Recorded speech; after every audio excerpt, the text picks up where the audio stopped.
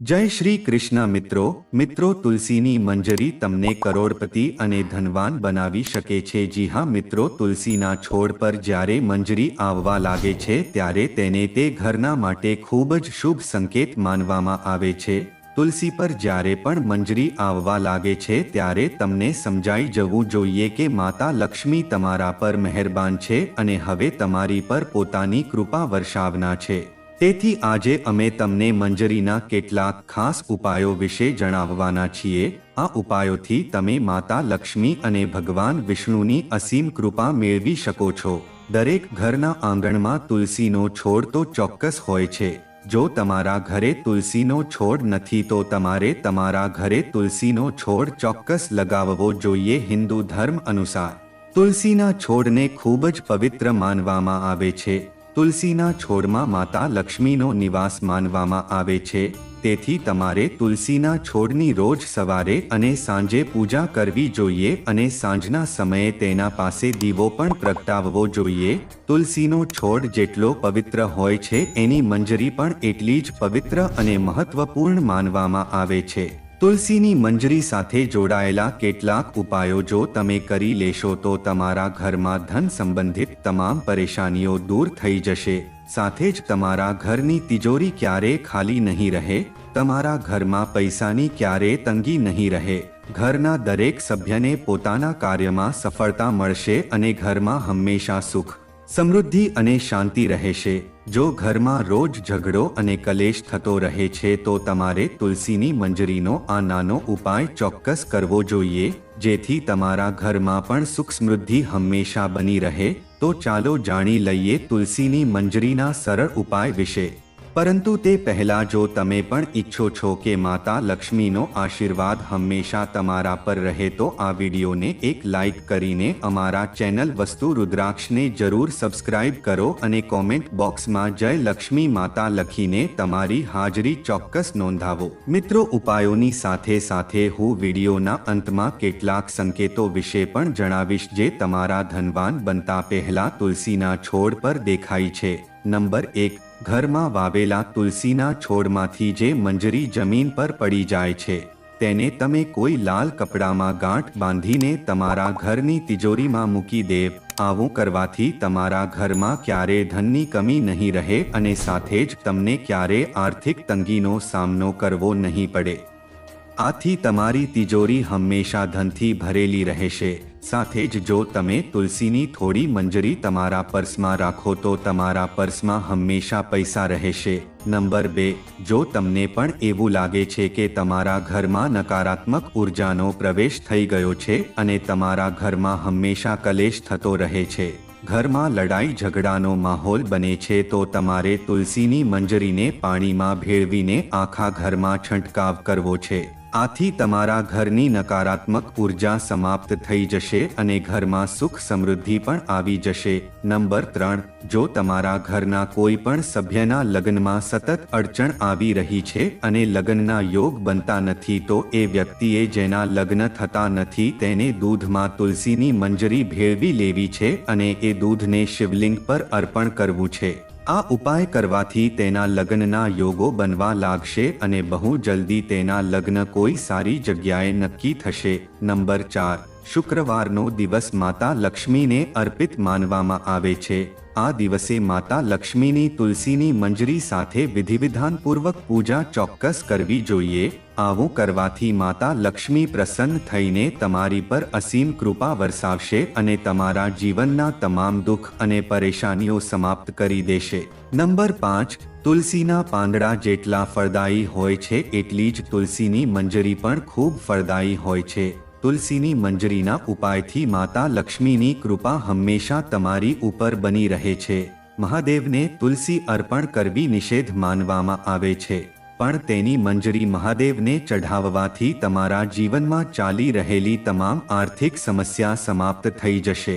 શિવને તુલસીની મંજરી ચઢાવવાથી તમને ધનલાભ થશે। નંબર 6, પુરાણો મુજબ ભગવાન વિષ્ણુને તુલસી ખૂબ જ પ્રિય છે।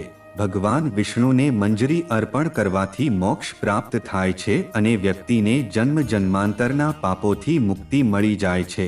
તેથી તમારે તમારા ઘરના પૂજાઘરમાં ભગવાન વિષ્ણુની આરાધના કરીને તેમને મંજરી જરૂરથી ચઢાવવી જોઈએ। નંબર 7, જો તમારા ઘરમાં પણ પૈસા અટકતા નથી, પૈસા તો આવે છે પણ કોઈને કોઈ કારણસર ખર્ચાઈ જાય છે અને તમે આ ખર્ચાઓથી પરેશાન છો, તો તમારે ગંગાજળમાં તુલસીની મંજરી ભેળવીને તે જળનો આખા ઘરમાં છંટકાવ કરવો જોઈએ। ધ્યાન રાખો કે મંજરીના દાણા કોઈના પગ નીચે ન આવે। આ ઉપાયથી તમારા ઘરની નકારાત્મક ઉર્જા અને દરિદ્રતા દૂર થઈ જશે।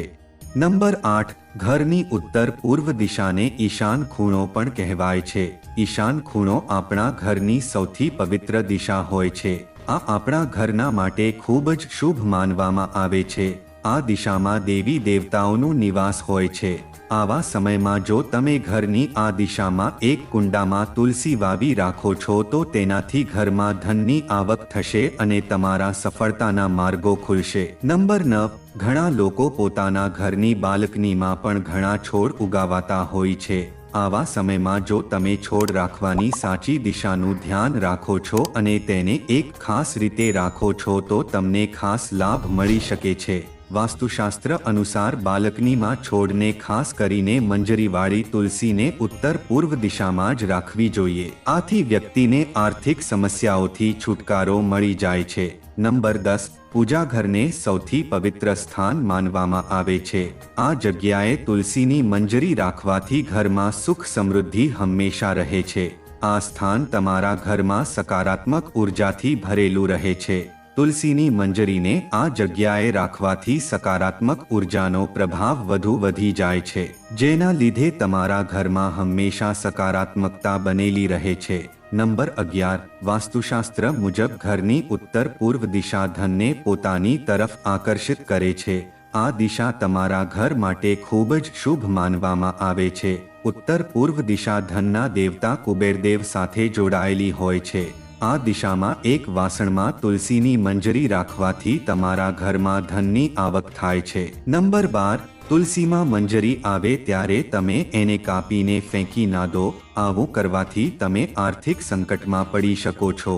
ઘરમાં નકારાત્મક ઉર્જા વધી શકે છે।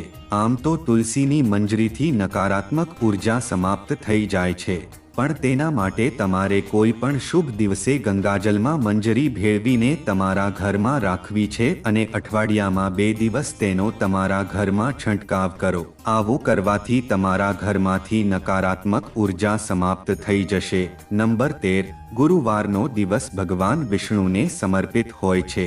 ભગવાન વિષ્ણુને તુલસી ખૂબ જ પ્રિય છે।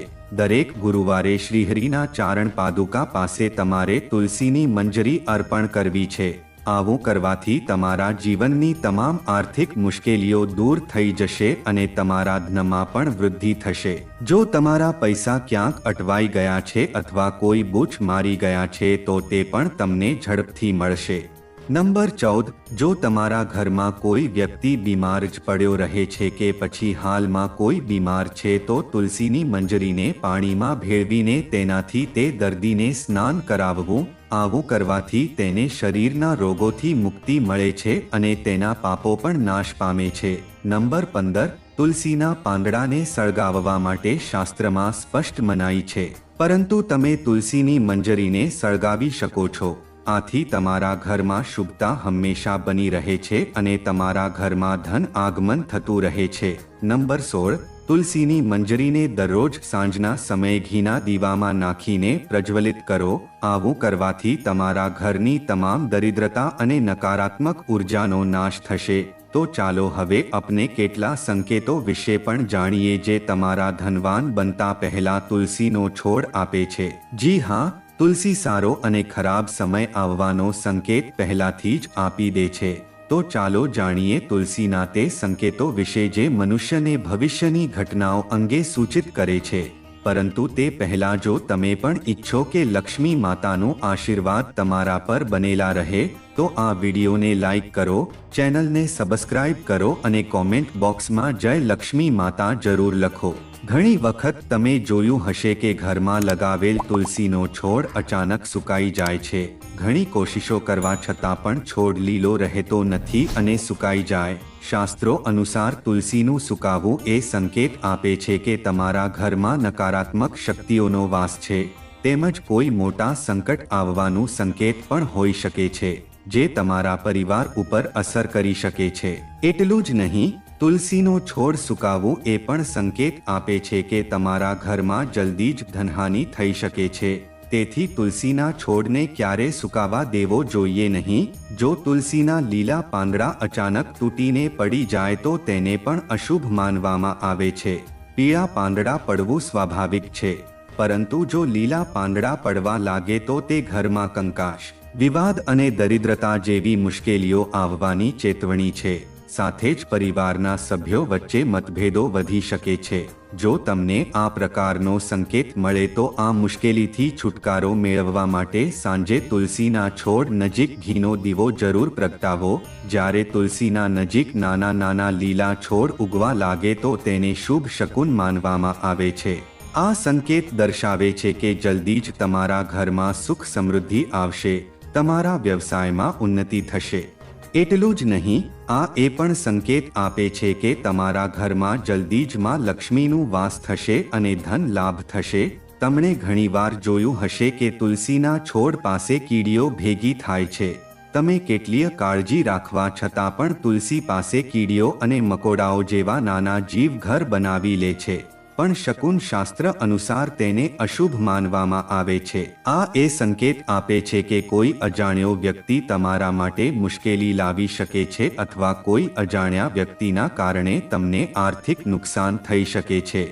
જ્યારે તુલસીના છોડ પર સુંદર પક્ષીઓ કે કોયલ આવીને બેસે અને છોડ વધુ લીલો અને હરિયો ભર્યો દેખાય તો તેને અતિશય શુભ સંકેત માનવામાં આવે છે.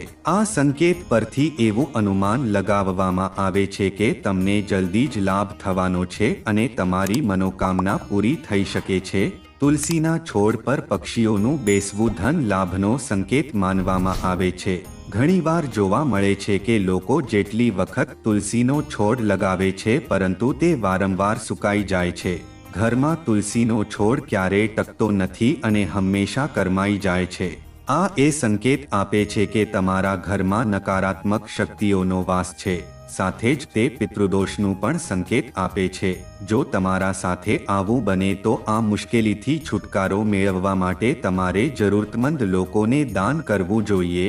જો તુલસીનો છોડ પાણી આપવાની છતાં પણ ઢળી ગયો છે અને તેના પાન પડી રહ્યા છે તો તેને ધન અને આરોગ્યની દ્રષ્ટિએ ખરાબ સંકેત માનવો જોઈએ. સંભાવના છે કે ઘરમાં ધનહાનિ થાય અથવા કોઈ બીમાર પડે અથવા ઘરના કોઈને ઈજા થવાની પણ શક્યતા હોઈ શકે.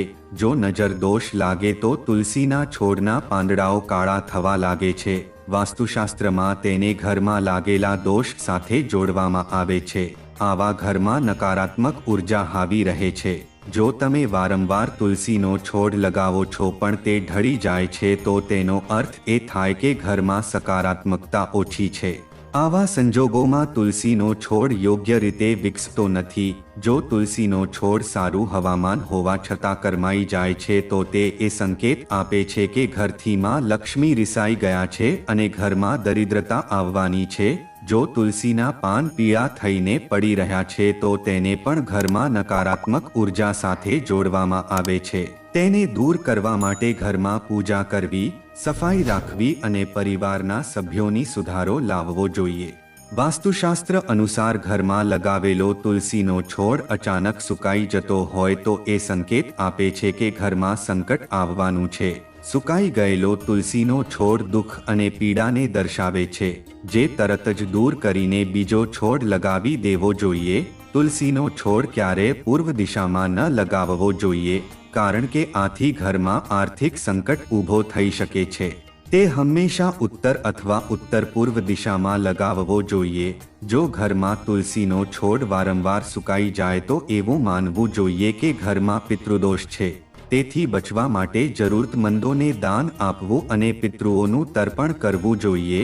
રવિવારે તુલસીના છોડમાં જળ ન નાખવું જોઈએ, કારણ કે તે દિવસે તુલસી માતા ભગવાન વિષ્ણુ માટે નિર્જળા ઉપવાસ રાખે છે. રવિવારે પાણી નાખવાથી નકારાત્મક ઉર્જા વધે છે અને ઘરમાં દરિદ્રતા પ્રવેશે છે. બુધ એવો ગ્રહ છે જે અન્ય ગ્રહોના સારા અને ખરાબ પ્રભાવ જાતક સુધી પહોંચાડે છે. જો કોઈ ગ્રહ અશુભ હોય તો તુલસીના છોડ પર નકારાત્મક અસર થાય છે અને શુભ હોય તો તે ઝડપથી વધે છે. બુધના શુભ પ્રભાવથી તુલસીના છોડમાં ફળ અને ફૂલો આવે છે. દરરોજ સવારે ખાલી પેટે 4 તુલસીના પાન ખાવાથી મધુમેહ, રક્ત વિકાર, વાત, પિત્ત જેવા દોષો દૂર થાય છે. માતા તુલસીની બાજુમાં આસન લગાવીને થોડો સમય બેસવાથી દમથી જલ્દી મુક્તિ મળી શકે છે. તુલસીના છોડની ઉપસ્થિતિ એક વૈદ્યના સમાન છે અને તે વાસ્તુદોષ દૂર કરવામાં સમર્થ છે. તુલસીનું મહત્વ જન્મથી મરણ સુધી છે. તે ઘરના મકાનના દોષો દૂર કરીને જીવન નિરોગી બનાવે છે. તુલસીનું વાસ્તુશાસ્ત્રમાં વિશેષ સ્થાન છે. આ સમાજમાં સસ્તી અને સરળ વસ્તુઓને હલકી માનવામાં આવે છે જ્યારે મોંઘી વસ્તુઓને પ્રતિષ્ઠા ગણવામાં આવે છે. તુલસી પૂજનીય દેવીના રૂપમાં છે. તેને તુલસી માતા તરીકે યાદ કરીને રોજ પૂજા અને આરાધના કરવી જોઈએ. આધુનિક રસાયણ શાસ્ત્ર પણ તેના ગુણોને માન્યતા આપે છે. તેના હવા, સ્પર્શ અને સેવન શરીર માટે લાભદાયક છે અને પર્યાવરણને શુદ્ધ કરે છે. તુલસીના વિવિધ પ્રકારોમાં શ્રીકૃષ્ણ તુલસી, લક્ષ્મી તુલસી, રામ તુલસી, કાળી તુલસી અને નિયમ તુલસી મુખ્ય છે. દરેકના ગુણ અલગ છે અને તે શરીર, નાક, કાન, વાયુ વિકાર, ઉધરસ અને હૃદય રોગ પર અસર કરે છે. વાસ્તુદોષ દૂર કરવા માટે તુલસીનો છોડ અગ્નિકોણ એટલે કે દક્ષિણ પૂર્વથી લઈને વાયવ્ય ઉત્તર પશ્ચિમ દિશામાં ખાલી જગ્યામાં લગાવવો જોઈએ. જો ખાલી જગ્યા ન હોય તો કુંડામાં ઉગાડીને તેનું સન્માન કરવું જોઈએ. તુલસીનું કુંડું રસોડાની પાસે રાખવાથી પરિવારના ઝઘડા સમાપ્ત થાય છે. પૂર્વ બારી પાસે રાખવાથી પુત્રનો હઠ ઓછી થાય છે. જો સંતાન ખોટા માર્ગે જતું હોય તો પૂર્વ દિશામાં તુલસીનો છોડ રાખવો લાભદાયક છે. તુલસીના 3 પાન સંતાનને ખવડાવવાથી તે અનુશાસિત વર્તન કરે છે. પુત્રીના લગ્નમાં વિલંબ થઈ રહ્યો હોય તો અગ્નિ ખૂણામાં તુલસીનો છોડ લગાવી પુત્રી દૈનિક જળ અર્પણ કરે અને એક પ્રદક્ષિણ કરે તો અનુકૂળ સ્થાન પર લગ્ન થાય છે. વ્યવસાય સારી રીતે ન ચાલે તો દક્ષિણ પશ્ચિમ દિશામાં રાખેલા તુલસીના છોડને દર શુક્રવારે કાચું દૂધ અર્પણ કરવું જોઈએ. સાથે મીઠાઈનો ભોગ લગાવી કોઈ સુહાગન સ્ત્રીને મીઠી વસ્તુ દાન કરવી જોઈએ જેથી વ્યવસાયમાં સફળતા પ્રાપ્ત થાય. જો તમને વિડીયો ગમ્યો હોય તો લાઈક અને સબસ્ક્રાઇબ જરૂર કરજો. ધન્યવાદ.